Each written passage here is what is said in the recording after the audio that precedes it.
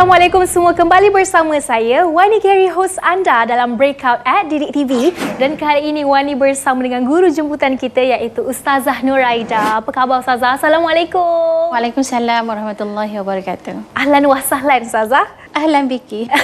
Itu dia, Wani belajar sikit-sikit bahasa Arab yang Wani ingat masa sekolah rendah dulu dan ingat sampai sekarang. Okey, sebelum tu Ustazah, Wani nak tanya dululah.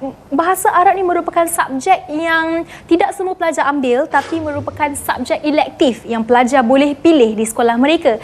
Tapi sebenarnya apa kepentingan mengambil subjek bahasa Arab ni? Kita mulakan dengan, mungkin Ustazah boleh jelaskan tentang itu dulu? Baik, pertama sekali kenapa pentingnya kita pelajar-pelajar mengambil mata pelajaran bahasa Arab ini? Kerana bahasa Arab ni sangat penting tu disebabkan bahasa Al-Quran yang mereka perlu tahu sedetail-detailnya itu secara mendalam. Bila kita baca Al-Quran, kita kena faham dari segi makna dia. Ya, betul. Ya. Jadi itu antara kepentingan kenapa kena belajar bahasa Arab. Jadi kita nak pergi teruslah Ustazah, cara untuk menguasai kertas bahasa Arab. Sebab Wani pasti juga bahasa Arab ni dia antara bahasa yang agak sukar untuk menguasainya, sebab apa orang kata, memang bahasa ni agak susahlah sedikit kan. Mungkin Ustazah boleh sharekan cara ataupun panduan untuk skor dalam kertas bahasa Arab ni. Saya akan terangkan tentang kaifa tujibu al-as'ilah al-imtihaniyah. Okey, bagaimana kita nak menjawab soalan-soalan peperiksaan, khususnya dalam al-lughah al-arabiyyah al-mu'asirah li syahadah al-thanawiyah al-maliziyah untuk sijil pelajaran Malaysia. Yang pertama, tentang kertas yang dipaparkan di sini, semuanya nampak al-waraqah al-ula. Yang mana al-waraqah al-ula ni adalah kertas ujian bertulis, okey, bahasa Arab yang mengandungi 3 soalan utama. Okey, iaitu qismu alif, qismu ba dan juga qismu jim. Okey. Baik. Saya pergi kepada bahagian qismu alif. Sebelum saya pergi ke bahagian qismul alif, iaitu bahagian A, saya nak tekankan di sini kepada pelajar supaya menguruskan masa yang diberikan dengan baik. Okey, menguruskan masa yang diberikan dengan baik, iaitu masa yang diminta di sini untuk pelajar-pelajar menjawab adalah 2 jam 15 minit. Okey, jadi bila kita tengok yang tadi, dia ada 3 bahagian. Jadi pelajar-pelajar kena betul-betul pandai menguruskan masa. Ya. Okey, itu bahagian A, iaitu qismu alif, bahagian B, qismul ba, dan juga bahagian C, iaitu qismu jim. Jadi sekejap lagi pelajar akan nampak mana yang perlu ditekankan, mana yang perlu dilebihkan waktu. Okey, di bahagian qismu alif ini, bahagian A paling penting, iaitu yang utama untuk pelajar-pelajar fokus. Yang pertama, fahamkan kata kunci soalan. Okey, fahamkan kata kunci soalan. Yang mana saya letakkan di sini iaitu ayin, hati, ikhtar, hawil, istakhrij, imla al-faraghat, akmil dan juga dha'. Ini adalah kata kunci soalan. Okey. Baik, kemudian yang kedua, hafal nota ringkas iaitu lagu PDPC. Okey, lagu PDPC yang mana saya sendiri yang buatkan. Lagu PDPC tu saya buatkan, tercetusnya idea saya buat tu semasa musim pandemik inilah. Jadi saya buat memang untuk pelajar-pelajar yang aras rendah, aras sederhana dan juga aras tinggi. Mudah lagi untuk menghafal. Sekejap lagi saya akan tunjuk macam mana kita nak menggunakan lagu PDPC itu, yang mana dalam tu ada nota-nota ringkas. Tidak boleh ditanwin, tidak boleh dikasrah, hanya boleh di fathah, kecuali pada alif lam dan juga mudhaf, kecuali pada alif lam dan juga mudhaf.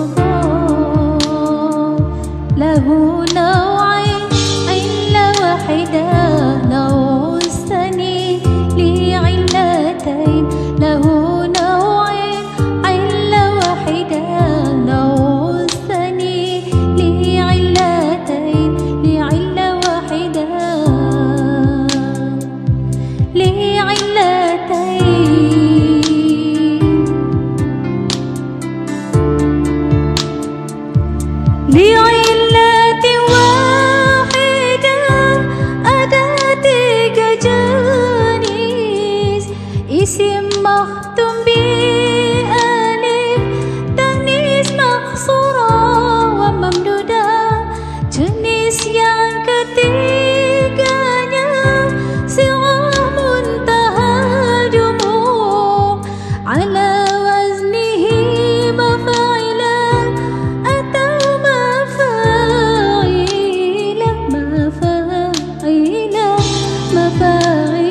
sighah muntahal jumuh masajida masabiha itulah contohnya.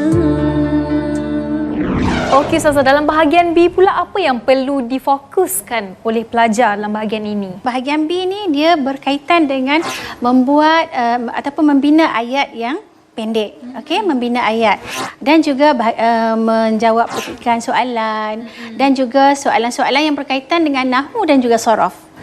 Nahwu dan sorof. Ya. Kemudian kita akan tengok di sini tentang apa yang perlu pelajar fokuskan. Yang pertama, faham kata kunci soalan.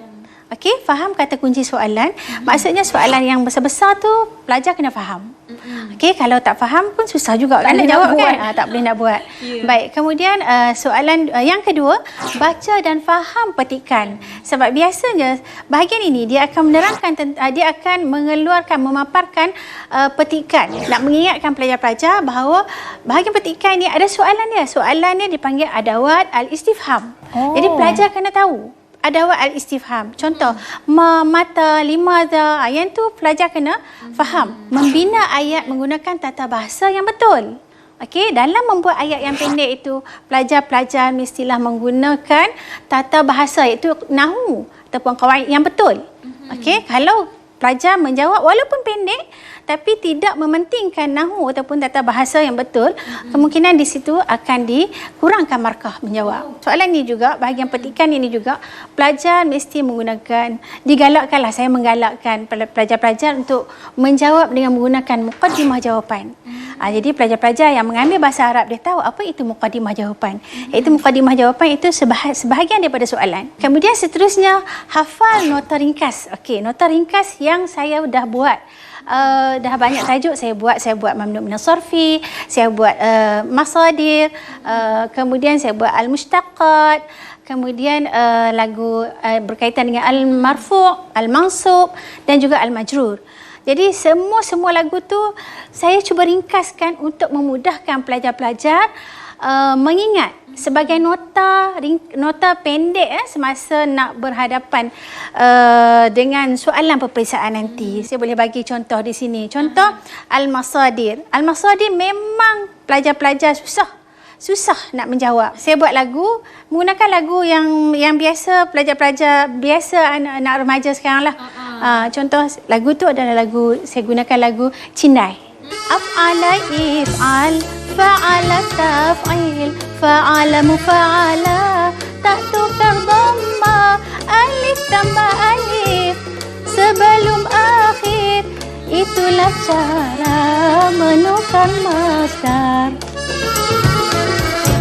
Apa yang penting dalam bahagian C nak difokuskan Ustazah? Bahagian C, qismu jim, iaitu markahnya 50 markah.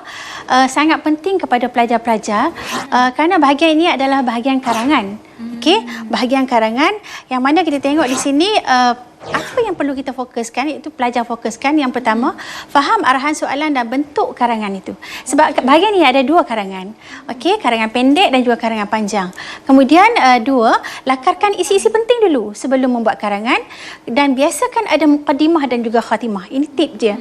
Okey, baik. Kemudian bina ayat yang mudah. Jangan bina ayat yang susah. Yang seterusnya, gunakan perkataan pertuturan seharian. Pelajar-pelajar ni cuba jangan menggunakan perkataan yang susah. Kemudian banyakkan mufradat. Okey, mufradat itu adalah kalimah-kalimah yang kita gunakanlah setiap hari itu. Kemudian elakkan pengulangan mufradat. Sebolehnya kita cuba elakkan. Kalau kita cuba masukkan mufradat yang sama, nanti mungkin markah di situ akan berkuranglah. Baik, kemudian seterusnya pastikan bilangan perkataan itu mencukupi. Kalau sekiranya tidak mencukupi, markah di situ kemungkinan akan dikurangkan. Itulah dia antara tips dan cara-cara untuk menjawab kertas bahasa Arab dengan mudah dengan menggunakan kaedah yang sangat mudah daripada Ustazah Nuraida. Apapun, jangan ke mana-mana. Kepada anda semua yang nak tahu lebih tips macam mana nak dapatkan markah yang cemerlang untuk kertas bahasa Arab, nantikan di segmen 10.55 pagi bersama saya Wani Kerry dalam Breakout at Didik TV. Jumpa lagi.